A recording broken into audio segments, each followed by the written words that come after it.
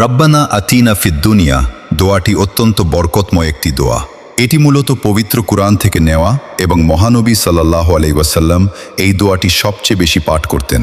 নিচে এর দলিল ও বিস্তারিত তথ্য দেওয়া হলো। ১.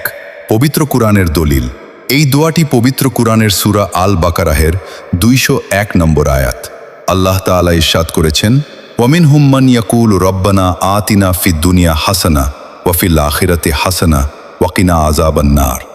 আর তাদের মধ্যে এমনও আছে যারা বলে, হে আমাদের পালনকর্তা, আমাদের দুনিয়াতেও কল্যাণ দান করো এবং আখিরাতেও কল্যাণ দান করো এবং আমাদের দোজখের আযাব থেকে রক্ষা করো। ২. হাদিসের দলিল। রাসূলুল্লাহ সাল্লাল্লাহু আলাইহি ওয়াসাল্লাম এই দোয়াটি পড়ার ব্যাপারে বিশেষ গুরুত্ব দিয়েছেন। এই সংক্রান্ত কিছু শক্তিশালী হাদিস হল সহিহ বুখারী ও মুসলিম।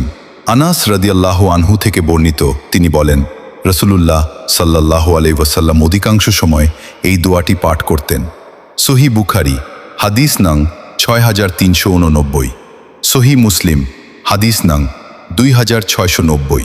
তাওয়াফের সময়, বিদায় হজ্জের সময় রাসূল সাল্লাল্লাহু আলাইহি রুকনে ইয়ামানি ও হাজরে আসওয়াদের মধ্যবর্তী স্থানে এই দোয়াটি পাঠ করতেন বলে আবু দাউদ শরীফের বর্ণনায় এসেছে। ৩. দোয়ার পূর্ণরূপ ও উচ্চারণ আরবি।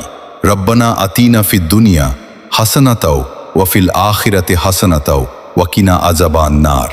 এই দোয়ার বিশেষত্ব এই একটি দোয়ার মধ্যেই মুমিনের ইহকাল ও পরকালের যাবতীয় কল্যাণ প্রার্থনা করা হয়েছে।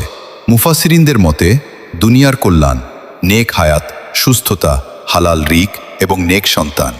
আখিরাতের কল্যাণ, হাসরের ময়দানে মুক্তি, জান্নাত লাভ এবং মহান আল্লাহর সন্তুষ্টি। আগুন থেকে মুক্তি, জাহান্নামের কঠিন আযাব থেকে নিষ্কৃতি